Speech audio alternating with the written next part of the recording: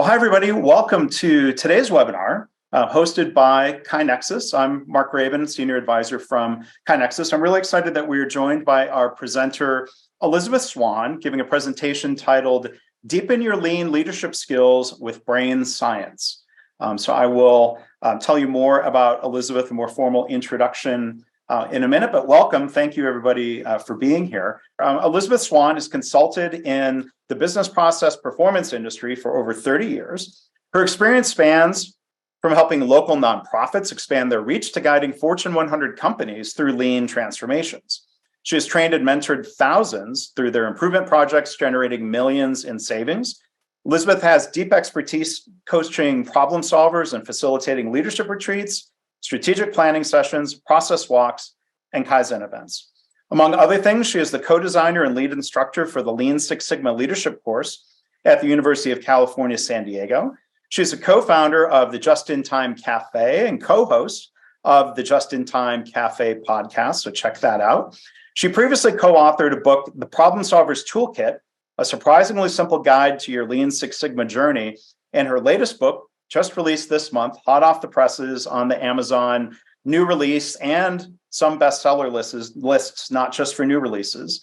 That new book is titled Picture Yourself a Leader, Illustrated Micro Lessons for Navigating Change. So, Elizabeth, it's been great collaborating with you over time. You being on my podcast, me being there with you in the Just-in-Time Cafe.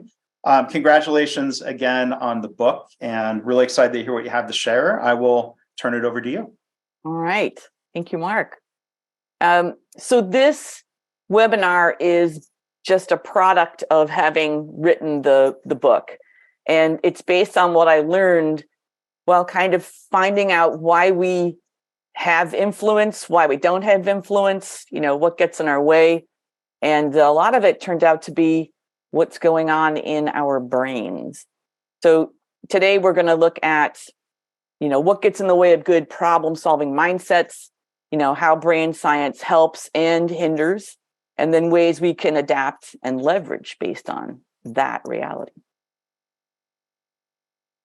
So this is a quote I often say to folks I'm coaching, right? Facts and data often fail to move hearts and minds. And it's, people get frustrated. I see them like, well, this is clearly a problem. Why are people not reacting to this? Why aren't they getting on board? And, there's a lot of reasons why. And I'm going to give you an example that I think makes a good case. And this one is, it's funny. This is a story I told for a while that it was based on a problem solver at Alberta Health Systems, where I worked for a while. And then I thought, wait a second, did I read this? Was it in On the Mend? I recently texted Mark and I said, did you write about this in Lean Hospitals? You know how your memory can kind of get another thing your brain does, right? You store your memories the way you want. But either way, the story's true. So the issue was the hospital was ordering and storing dozens of varieties of gloves with different SKUs, the stop keeping unit numbers. And the project lead said, well, these seem very similar, right? So it caused confusion. Which gloves do you order? There's the reality of these gloves having a 3-year lifespan. So they also taking up lots of storage, and they were being tossed out when they expired. So he put together an A3 and he shopped this idea around, looking for people to back him and sponsor this project where he thought he had a lot of opportunity. And the reaction he did not expect was people said, well, we totally understand doctors might need different gloves, right? Based on what they're doing, based on what they're used to, based on what they need. And they're trying to serve patients. So this doesn't sound like a good use of, it doesn't like a good effort, good project to focus on. So what he did was, and this is my facsimile of what he did, but he went and bought or found in storage one pair of each of the gloves they had on hand, and he put them on a table in the middle of a conference room.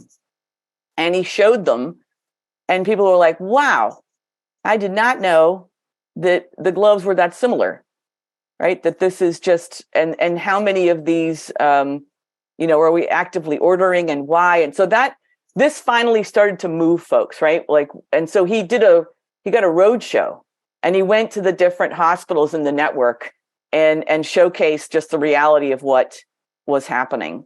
And that actually shifted, right? That shifted everyone's thinking, and they said, oh, well, yeah, we need to reduce all these SKUs. We need to narrow it down.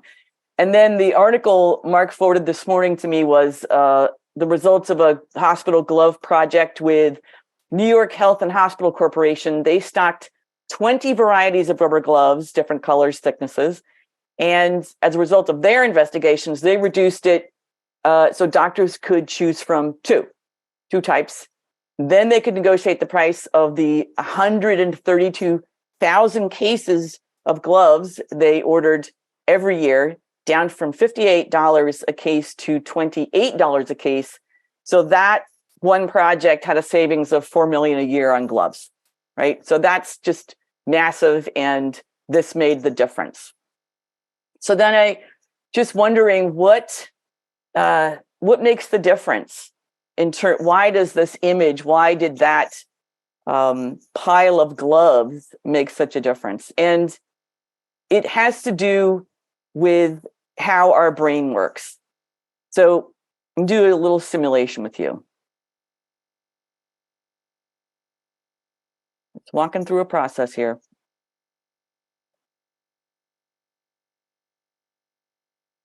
So I'm animating what our brains go through, and I'm doing it obviously very slowly, but let me walk you through what happens. So the way we process text is, first our brain sees these little pictures, right? Each letter is a picture. Then we decipher those pictures as symbols, right? This is a symbol of an A, a symbol of an R, a symbol of an E. And then we put them together and we form a word. And we read at about 250 words per minute. And regardless of how many years we've been reading, this process never changes, right? Picture, symbol to word. And that means if we're not aware of that, right? And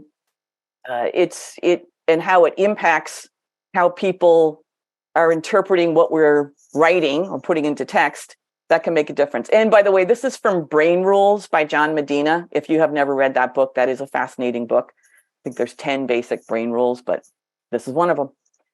So let's do another experiment. So go ahead and read this. Okay, I'm kidding.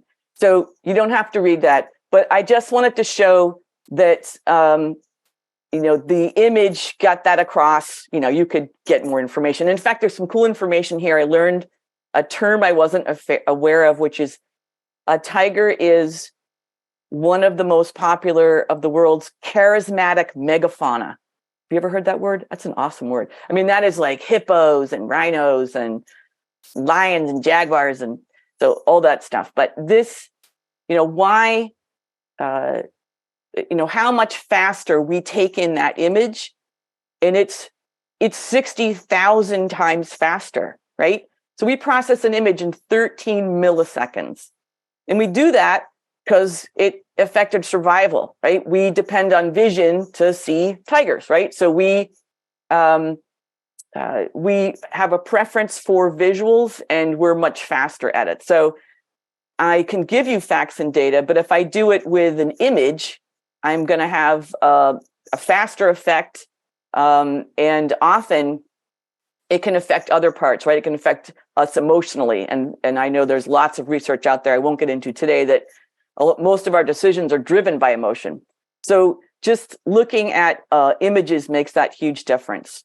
And I used an image to make my case, right? So there's the bar chart. We are used to bar charts.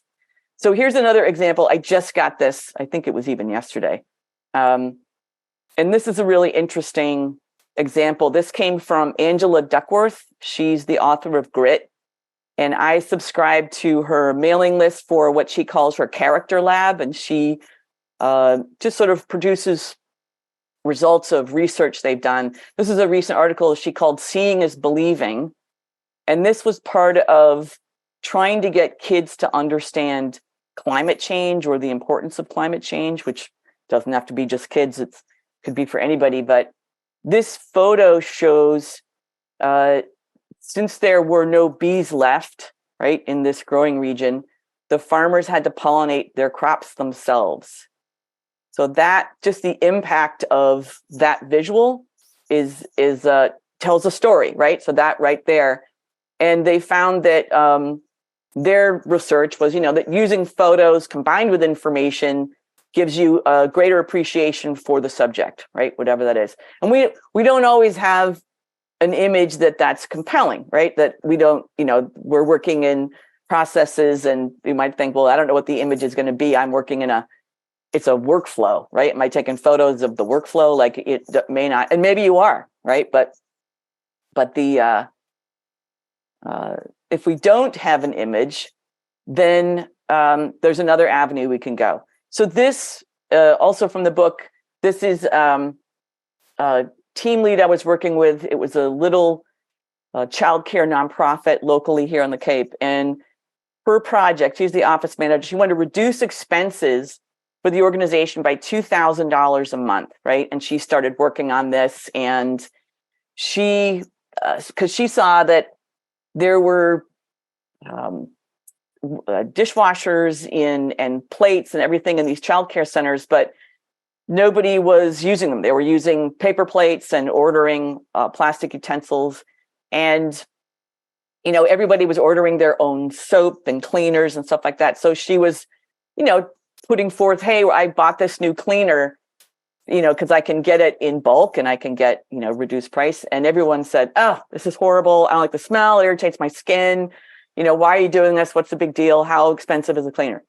So then she went to the CEO and said, what do I do? People are kind of balking at this. And at this point, the process is just buy as you wish. I know they're taking care of kids, but, it seems crazy. And the CEO said, yeah, I back you. Tell me what you need me to do. And then she thought, oh, now this sounds like a battle, right? I'm going to battle with these people, these teachers, these lovely instructors. Like that doesn't feel right either. So then she said, you know what? If we can do this, we can get another daycare center. We can house more kids. We can service more of our community and people at risk. And it was, that's what we're here to do. And so they all, she talked about that at the next meeting. It wasn't about the target. It was about the why and the story of, the kids they were trying to reach. So then people just fell over themselves. They were like, actually, I've got this phone. I don't really need it. Also, we have these memory stick things. We don't need those. And I think they're being rented. So all these things started coming at her. And I think they hit the goal inside of a month. They got the facility. They got bonuses for teachers for the first time ever. They were able to give people raises. It was just massive. It was a massive project. But it took her coming back to kind of why and telling people about getting back to who they were working for and telling that story. So that is another aspect of our brains that we might not be aware of. And this is how we process stories. So as a storyteller, right, when you're telling someone a story, whatever emotions you're feeling, right, that's going to light up a certain part of your brain, right?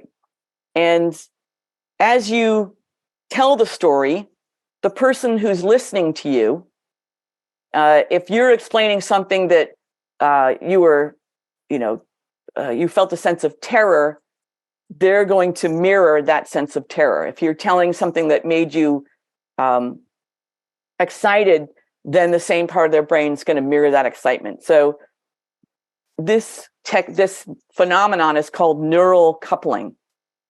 And the listener's brain is mirroring the speaker's brain as you tell about a real life experience. So it's almost like it transports people into your experiences. It's almost like they're living your memories. And it's a great way to transfer information. And it's why I remember asking at the end of, if I was teaching a workshop and I'd say, what impacted you most, or what helped you most? And they'd say, oh, the stories. Yeah, whenever you told a story. And I know a lot of you out there know the same thing, right? You have stories that you go to try to make a point, but that's what's happening when you're telling those stories. So this one comes, I did a little research on the guy named Uri Hasson, if you want to look more into this, Urihasson. He did either a TED Talk or a blog. So what happens when we hear stories? But knowing that, right, it's just one of those things you can leverage, right? This is part of brain science that once we know that, then it might make you think a little bit longer about, well, what story do I have that makes this clear or makes my point? Where can I go to as opposed to just explaining the facts of a thing? What is my story? So, question for you: do you have a favorite method of helping others get at the why of an effort? Right. So this is back to the examples I would give is a friend of mine would always, whenever I'd say I was doing something, she goes, for the sake of what? For the sake of what? Or another colleague of mine would say, and why should I care? And why should I care? And then it's usually a prompt to get at that reality of what's behind it, which might surface the story. A recent one I heard was, I get a lot of projects working with a hospital network right now, and there's a lot of projects focused on reducing the amount of patient belongings that get lost. And often they focus on, well, if you replace a set of dentures, if you replace a hearing aid, you're talking about over $2,000, right? So this is a lot of money.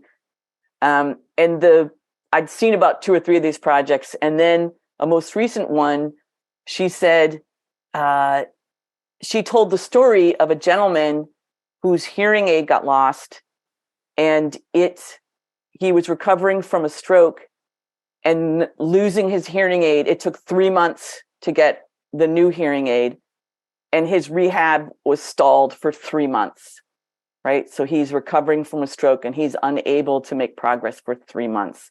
And that was such a compelling method of, instead of and of course, the money, the cost to the hospital, absolutely. And you want to talk about that impact, that's big. But just that story really shifted the way people heard that improvement effort. Okay, and this is why I'm such a huge fan of Mark's book, Measures of Success, because this is just a simple time chart, not the sophisticated process capability chart, but it tells a story, right? So that's an image, it's super simple. But when people are trying to figure out, well, how do I put something in my A3 to tell the story, what's the best thing to do? And I often say, well, this kind of tells the story, right? There's the past, there's where we were, there's when you did something and you'll tell us what you did, right? Then that's what happened. So it's just a nice story in a picture that I feel like resonates for those of us in this problem-solving world. Okay, so now let's transition into what might happen when we are telling a story. So the opposite of talking isn't listening, it's waiting to talk. And this quote comes from my colleague, John Gaspari. He wrote a lot of books in the quality realm. One of them was I Know It When I See It, which was very popular back in the day. But it just points out what happens during conversation, right? And if one person is talking and the other one is working out what they're going to say next, then the listening is a casualty, right? And this just to me kind of captured, like you're telling someone is telling you something and you're immediately reflecting on, oh yeah, I know about that. That happened to me, or how am I going to respond to that? Or, I can add to that. and there's lots of reasons that we're immediately distracted. But I remembered I worked in a consulting firm, and this is when I was very young, early in my career. And when we got into the meetings, the consultants, when they were talking, had all developed this really similar stutter. And they would say a point, and then as they're making their next point, they say, and another aspect of that. And I realized what they were doing is sort of forming this barrier from anyone trying to interrupt them. And same thing sort of growing up, we had a big family and a lot of storytellers. And if you wanted, to be heard, you had to have a good story, right? But you might be in the middle of it and someone would say, oh yeah. And then boom, your time in the spotlight is over, and your, older sisters got it, and they're done with you. So why do we do this? Well, this is one of the reasons. This is how we process speech, right? We speak at 150 words per minute, and we understand speech at 400 to 800 words per minute, right? So there's a big gap there, right? There's a huge gap for us to do what we want to do. So what are we going to do at that time? And what some of us do is we form our next thought, we form our response. We might we might just fill it with, did I let the dog out? I mean, it doesn't matter. We just have that gap. So what are we doing with that time? So this is, I know, very human. So I do want to hear from you guys this time. I want you to put into chat, how do you overcome the waiting to talk syndrome? If you can, how do you do it? I'll read off anything that goes into the chat. We'll invite people to participate. And while you're doing that, I can give you one. I got this from Dorsey Sherman. Oh, what did you hear? What did you see there? Well, somebody put in, I bite my tongue, take notes while I wait, work, taking a drink, have an expectation for myself to reiterate what I heard. That'll help you keep listening, right? Taking notes, consciously deciding to listen, a Post-it note that says wait as an acronym. Why am I talking? To remind me. Eye contact, actively listening, focusing on listening, try not to forget what I was wanting to say, biding time, staying quiet, observing, lots of different strategies. And yeah, I think there's maybe a difference, Elizabeth. I almost started answering a question of like, how do you prevent yourself from jumping in, which is different than like, you could be quietly waiting to talk, which is maybe better than interrupting, but then you're not listening, right? Yeah. Yeah, the waiting to talk syndrome can have two results. One, you jump the gun because you're like, I can't wait anymore. Or you're waiting, but are you listening or not listening? I kind of like, yeah, these are great. I like the bite your tongue. It's a way of getting yourself to pause, right? And I was going to mention that WAIT acronym, Jennifer. That's awesome. Like, why am I talking? Like putting that at the top of the page to remind yourself, okay, why am I talking? What am I adding here? And let me just see some other ones. Breathe. That's nice. Katie Anderson was saying she recognized she had a problem. She's like, I'm a teller. I have to stop and listen. And that's really good. And writing helps me. I think writing things down. And also, I think someone else pointed this out. When you're writing things down, and I tell people I'm doing that, I'm writing what you're saying. So I'm listening and capturing, because I want to come back to things that you're saying that I want to let you, say it all out. But then people, I think it gives a signal to people like you are listening, right? You're taking the time to write things down. So that's also people are like, oh, they're actually listening to me. Smiling and think at the same time. That's nice. Yeah, writing. Yeah, no, I think writing is a good one if you can do it. And I have other people that are like, no, if I'm writing, I'm not present. But I do like if you can be present. That's a good one. Okay. So thank you for those. People have their own ways of doing it, but just I think being aware of there's a reason we have that extra time I think that helps me. Knowing that helps me say, okay, I've got that extra time. I've got to use it wisely. All right, now, here's another processing speed that impacts us. And this one is the speed at which we speak to ourselves. And that dwarfs the other two. That's 4,000 words a minute. And I learned this from the book Chatter by Ethan Kross. And he's talking about your inner, kind of what results in what you would have is like inner naysayers, right? If you can, talk yourself out of things, right? If all that time, we spend most of our time in our own heads. So just recognizing what's the impact of that. And this one, this phrase, kind of stop the chattering monkeys, comes from another friend of mine, a late mentor of mine, Ben Neiman, who wrote the book, Free the Genie. And he said, you've got these chattering monkeys. There's, you've all that. Now I know the speed at which they're speaking to me, but that they're, there's a million reasons not to do something, not to try something, not to speak up. And, if that's an issue, how do we surmount that? How do we help other people surmount that, right? Knowing that that's happening for us and other people. And this is some of what I heard from another segment in the book. Is called The Wisdom of the Crowd. So there's lots of people on this crowd in this webinar who are quoted in the book. They've given lots of techniques, kind of life hacks, examples. And these are just some of what I heard from them, which was list your accomplishments from doing something that you were trying to talk yourself out of, right? What did you then do anyway? Because you never look back, I find, and go, oh, I did that even though I was, afraid to do it. I wish I'd never done it. It's always like, thank God I was brave enough.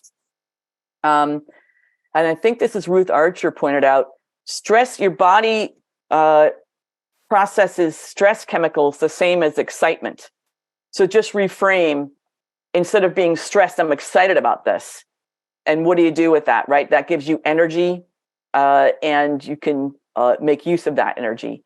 Another one, this came from Mike Osterling, and that was around this idea of awfulize. What is the worst that could happen, right? So if you did this, what's the worst that could happen if you did that? And usually it's like, it's not that bad. Might as well try it. Another person offered up having an accountability partner, somebody to go to and say, I'm thinking of doing this, but I think it probably won't work, but have someone else chime in, get out of your head actively, speak to another person and have a different conversation than the one that's going on in your head. So those I found to be helpful, but that was also just an interesting discovery of the different processing speeds and what they do. So in this last segment on brain science, I want to address the opposite side of chattering monkeys. And that is, what does it take to come up with good ideas? So now I want you to put into the chat, where are you? What are you doing when you get your best ideas? Right? Just consider for a second, where are you? What are you doing when you get your best ideas? Shower, walking, driving, showering, on walks, showering. Because that cliche is true. Shower, thoughts and ideas. Driving, reading, these places where they're hard to write down, right? Just before waking up, that's interesting. Insomnia, sitting outdoors, being quiet, running, talking with others, cooking, showering, walking, sitting outside, sleeping, meditating. Nature walks. Wonder if that's more effective than non-nature walking. Something besides working on the problem at hand, running, praying. Massage therapist business. A lot of solutions come to me while healing clients. That's really interesting. Lots of familiar contexts and some really unique ones there. Thank you, everybody. Yeah, these are great. Ironing, playing with my kid. I love it. Okay. So what's interesting about this, and I've asked this question, I actually got it from another mentor of mine, Mitch Ditkoff, who wrote Storytelling at Work. And I've been doing this for over 30 years. And every time I ask this, They're similar to what you guys just have been putting in the chat here, and no one ever says, in my cubicle, at work, in a conference room, right? Those are conspicuously absent. So even when I remember teaching ideation techniques, right? So, up at a flip chart, and now you can have it on Mural or Miro or some digital board, doesn't matter. But we would do ideation techniques, and you might be familiar with some of them. We'd say, oh, what's the opposite of what you're trying to solve? And that would usually be hilarious, and all the brainstorming would happen, and we would be laughing, and it would look like exactly what we do. And then it would be like, okay, let's reverse that. And then be like, okay, a reversal, and that'd be fun. Or we'd try analogy. Let's take a different process and a different business and say, how would you solve for that process? And then we'd bring the analogies back, the answers into the analogies back. And they were fun, and we did them. But I remember asking people after I was coaching, and I said, oh, do you do those with your team? And they were like, no. Do you ever do any of the break? No, we just get in a room and try to get some ideas. But I remember that they were sometimes just felt like lackluster. Like it was like, yeah, this is the classic thinking. These are not new ideas. These are not breakthrough. So what was the problem with brainstorming? And when I looked into this was really interesting, kind of counterintuitive, that research conducted by Neil Herman. There's an article in Scientific American. He's NIELHERMANN, Neil Herman. So he said he developed these models of brain activity to understand why we're not coming up with our best ideas in conference rooms or on Zoom calls. And 4 categories of brain waves he's looking at. So beta, now that's what we produce when we're in conversation, we're debating, we're making a speech, actively engaged, in activities like brainstorming, right? Problem solving with the team. It seems like we should get good stuff in this beta wave, but we don't. Or we do, but not as good as we can. So then there's alpha, right? That's we take breaks or we meditate. Another kind of brain wave. Then there's theta waves, which you might be aware of. And we produce these when we go for a run, take a shower, drive a car, walk the dog, and basically engage in all the stuff that you listed, which are kind of what you might call autopilot activities, right? You have friends probably you can sit with and they can knit while they talk to you. Like their fingers know exactly what to do. You're washing the dishes, right? It's not your brain's not, it somehow frees your brain, these autopilot activities. Have you ever been driving home, your usual commute, and you pull in the driveway and you're like, I do not remember the last 5 minutes. Your mind is somewhere else, right? You're driving like you were describing that you're driving in silence, right? I don't have the radio on. I like that one. I think that came as one of your being specific. I'm not just driving, I'm driving in silence, because then the brain, I actually go for a bike if I can. If I'm home and I'm stuck on something, I'll go bike. So whatever the autopilot is, that happens there. They also happen when we're drifting off to sleep and when we just wake up. Those are also theta waves. And I don't know, my husband will announce when he's going to sleep, I'm trying to figure out how to deal with the drainage problem. I know I'll figure it out at 3 a.m. And sure enough, he'll wake up in the middle of the night and, they'll be like, problem solved. So it depends on, and some of you might have one preference or the other. Like what happens to you a lot as you wake up in the night, or what happens to you a lot as this happens when you're driving. So those are all theta waves. And then lastly, it's delta. Those are deepest levels of sleep. So not much going on there, usually. So ideal flow is theta.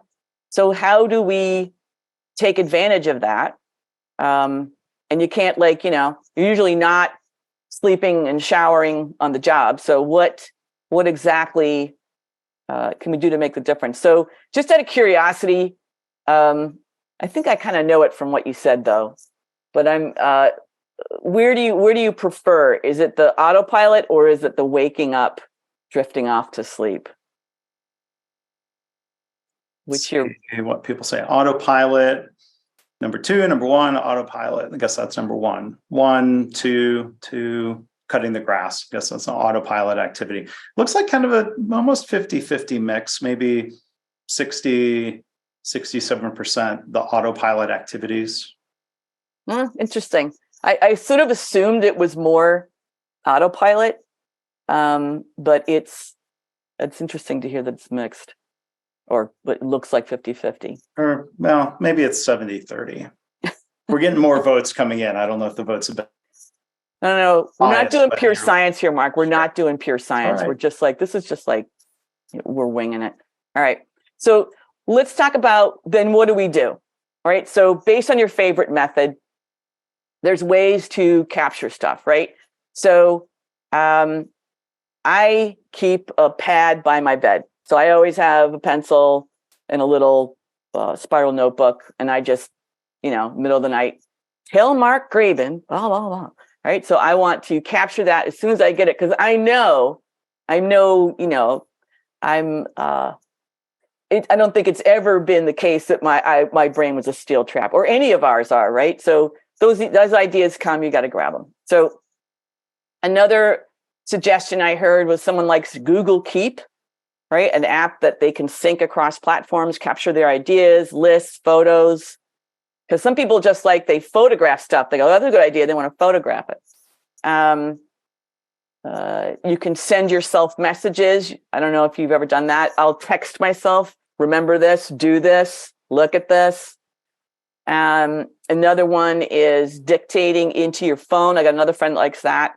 You can use brainwriting. You can, if you're working with people, you can even put what I call what you probably call the how can we question. What's the thing you're trying to solve, and then put that out to people so that they can, sleep and bike and walk the dog and wash the dishes and do stuff in between.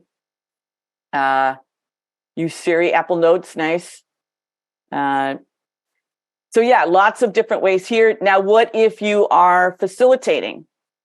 So facilitation techniques, and these, if you can, some people like to split the workshops over 2 days, right? Give people that time to be on their own, to sleep, and engage in remote or automatic activities. And then another one is you could send folks out for breaks.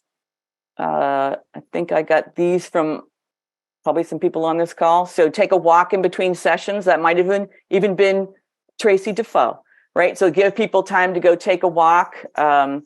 And actually walking's interesting. Aristotle had the walking school, right? And the word is peripatetic, right? They would walk. There was no building, but that meant, again, that's a autopilot activity. So then they would talk, which also would spur ideas, so that you could even walk with someone else, right? And have some kind of collaboration there. So whatever makes it work. Another one, I think back, we used to get things for people to have in their hands during workshops. I have a box of stuff. I know the most recent one is a fidget spinner, or not even recent anymore. But just Play-Doh, Slinkies. I learned not to have things that made noise because that was just irritating. But people liked having something in their hand. And that, I realized looking back now, was oh, that was autopilot. People were able to sort of do something without thinking, right? And then that would free their minds, and they would become more engaged. So whatever, and that requires a little bit of forethought. That would have to be an on-site session, or you could ship stuff out and do something remotely. And yeah, it's getting too complicated. Anyway, so that just other ways to simulate autopilot.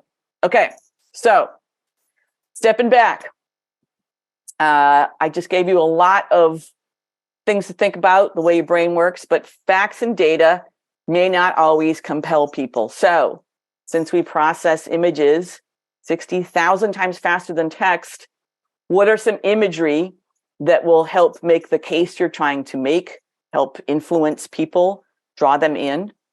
And then remembering now that you know that when you are telling a story, the listener and you are going through something called neural coupling, and to remember that, and to remember how powerful stories are, and to spend time thinking about what stories will help you make your point, help other people understand a concept. That we process speech faster than the speaker, and that once you know that, and that you can bite your tongue, you can write, you can count to 10, and that our inner naysayers can work us 10 times faster than we can speak or talk with other people. So when you're starting to talk yourself out of something, who could you talk to that maybe could give you a more rational response or reflection? And then lastly, we do our best thinking away from work. So how do you take advantage of that and help other people take advantage of that, and give people time to be on autopilot, to have some brainstorms in the middle of the night? And that is that, Mark Graben. I hand it back to you. Thank you, Elizabeth. Hats off to you for the session today here. We'll have a couple announcements before we'll go into Q&A. So I'll invite people, please do submit questions using the Q&A button as opposed to the chat, and Elizabeth's contact information will be up on screen while we do that Q&A. But if you can go ahead and advance that, please, Elizabeth. So we have upcoming webinars. Our next webinar is going to be May 11th, being called right now Habits Part 3.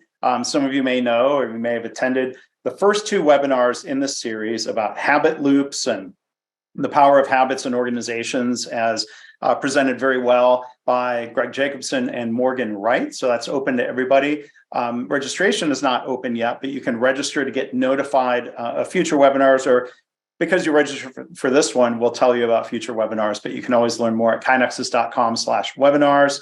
We have our more than 100 webinars in our on-demand library, past webinars from the last 8 or 9 years, that you can find those again at KaiNexus.com/webinars or our YouTube channel. Next slide.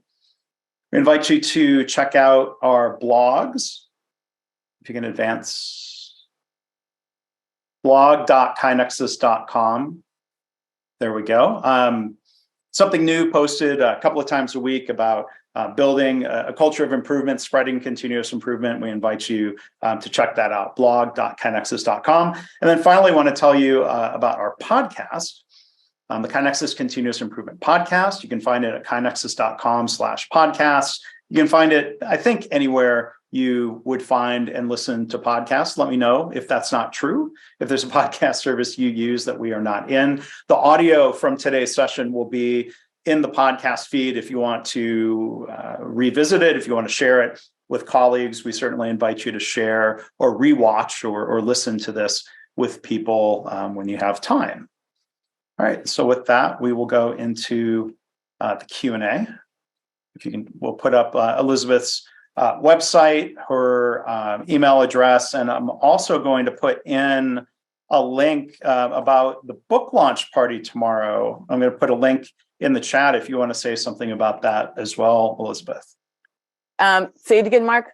Tell us about the launch party tomorrow. Oh, good. Yeah. Please come to the launch party.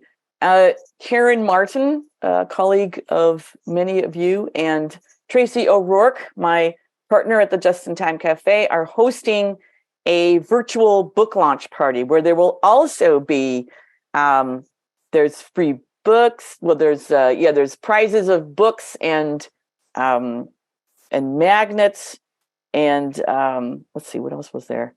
There was a couple different things. Oh, and mugs. So we've got some fun swag.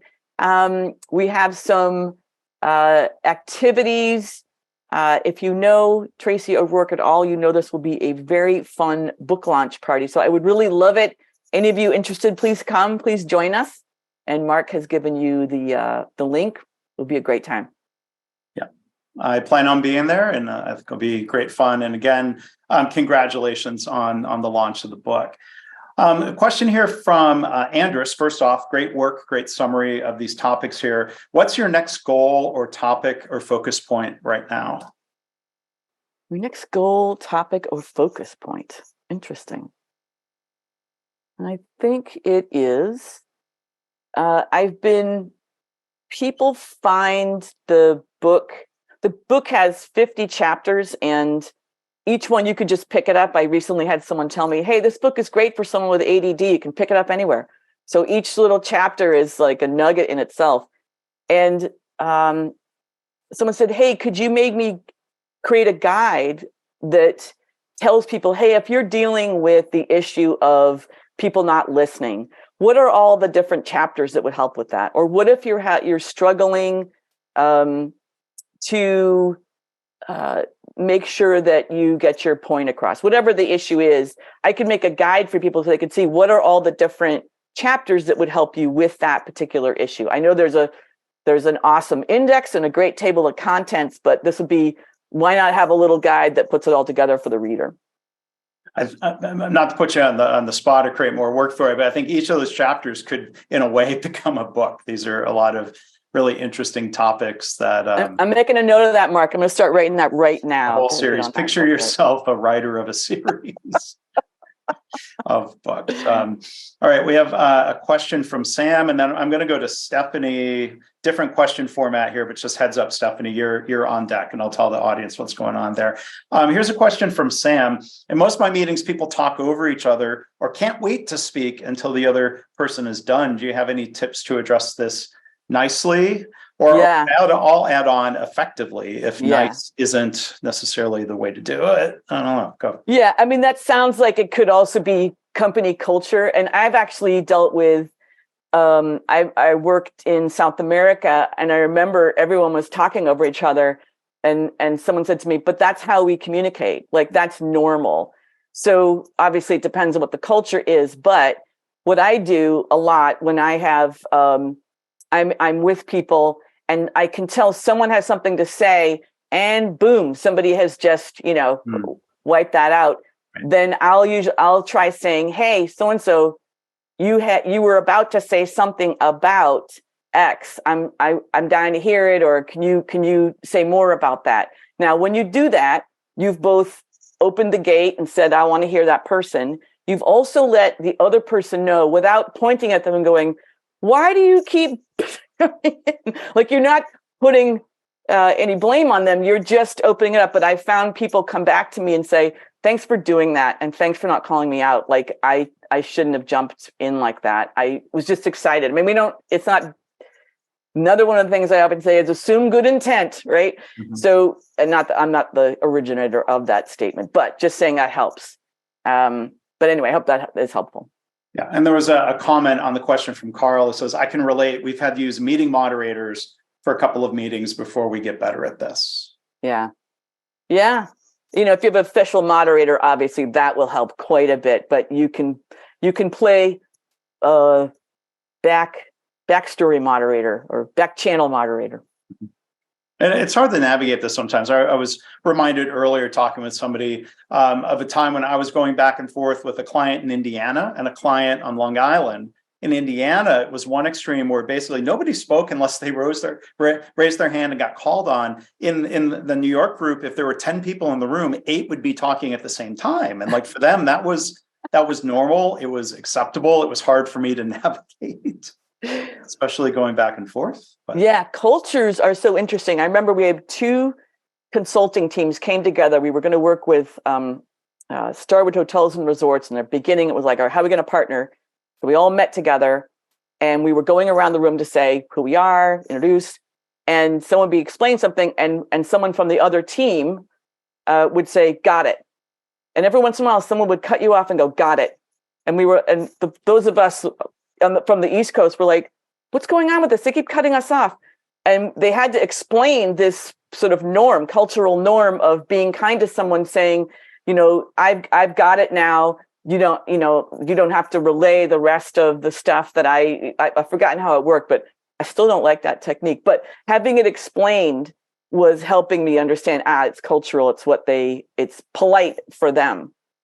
Well, there's I'm sure a little bit of brain science that comes into making assumptions, or I've been exposed to that got it, and it could come across as dismissive, as basically like, okay, just no, I don't want to, I don't want to hear anymore, or but that's, I guess it's always good to ask, or if someone can explain the cultural context.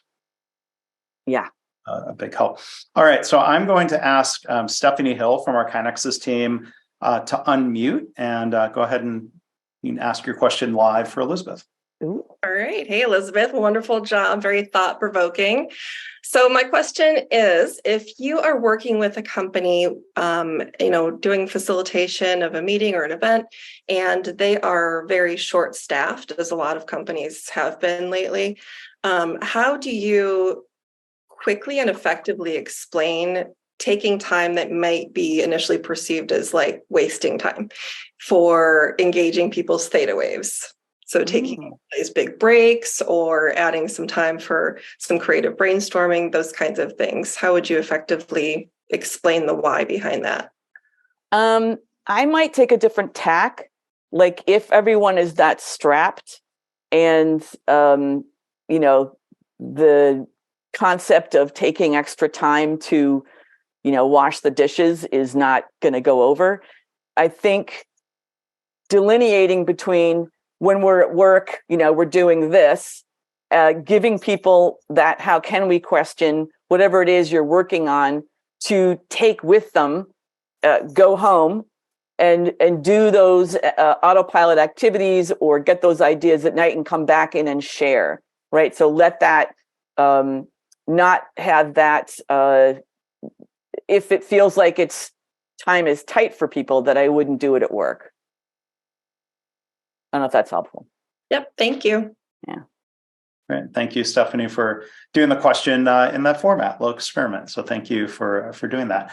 Here's another question I'm going to read for you, Elizabeth, from Sinan. What are some misconceptions about brain science and leadership? That is fascinating. Misconceptions about brain science and leadership.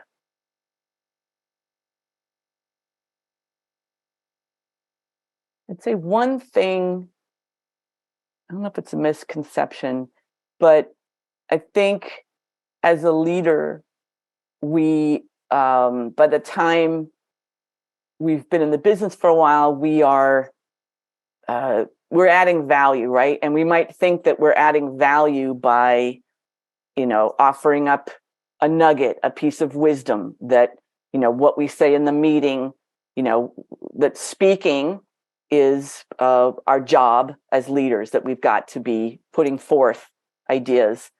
And then the reality is it might be not just good to listen, but your value may shift into what kind of questions are you asking, that as you rise up, that the misconception might be, I should be adding more as opposed to I should be asking more, that stimulating others becomes more of your job than adding, value with a kind of patent idea.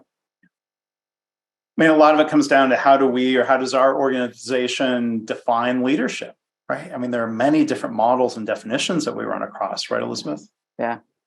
Yeah. And we've all been, a lot of us have been exposed to the late Edgar Schein, humble leadership, humble inquiry. And I think another misconception there is that, humble means meek, as opposed to, his stories came from the army and, the military. It's like, well, there's nothing meek happening there. So, what does that mean? So really delving into having that space and asking those questions to build those around you. I think that's another thing. It's a shift, right? You're on a continuum that, you're building your own leadership abilities. And at some point, earlier for some, later for some, you realize, oh, I got to build some leadership skills around me. I got to help people build theirs. And that's an interesting transition for folks. And you don't always see it, that's happened or that it should happen. But that's a thing that I think is people often don't see it until someone points it out. Like, it would be great if you could mentor someone. You're like, oh, all right, I can do that. Yeah. All right. Thanks, Elizabeth. We have a question from Luis. When you look at imagery and pictures, have you been able to identify, are there certain image types that lead to or elicit a desired response or emotion from the target audience that you're working with? Let's say animals or food or other examples. Are we using photos to illustrate or photos maybe to provoke a response? Or what are some different ways we could use images? Yeah. It's when you said that, I'm thinking, well, animals definitely evoke responses, right? Because those are incredibly cute. You get the cuteness response, right? Yeah.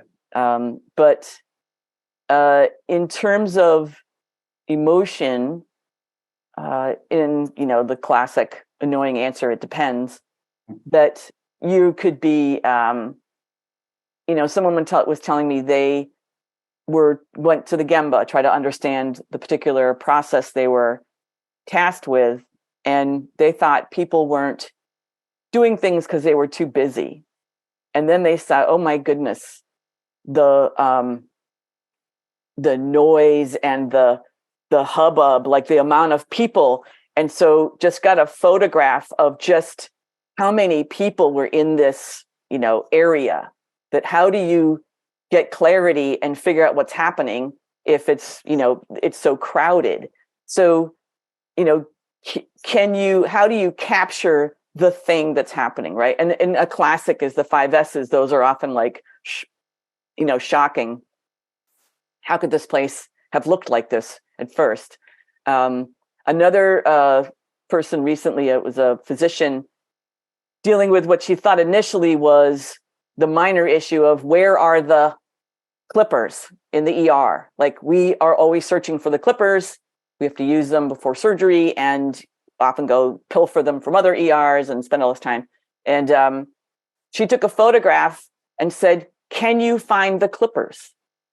And everyone was like, just searching this thing. She's like, we're like, is that? She goes, nope, that's not them. They're in the picture, but you just can't see them. Because her solution was visual, right? It was, where should they be, all that. But it was really fascinating that she got us all going, wow, I don't see them, and they're right in front of me, apparently. There's a comment here before we wrap up from Jennifer. Amy Herman has a great book called Visual Intelligence. She helps others realize how important observation is. So thank you, Jennifer, for sharing that.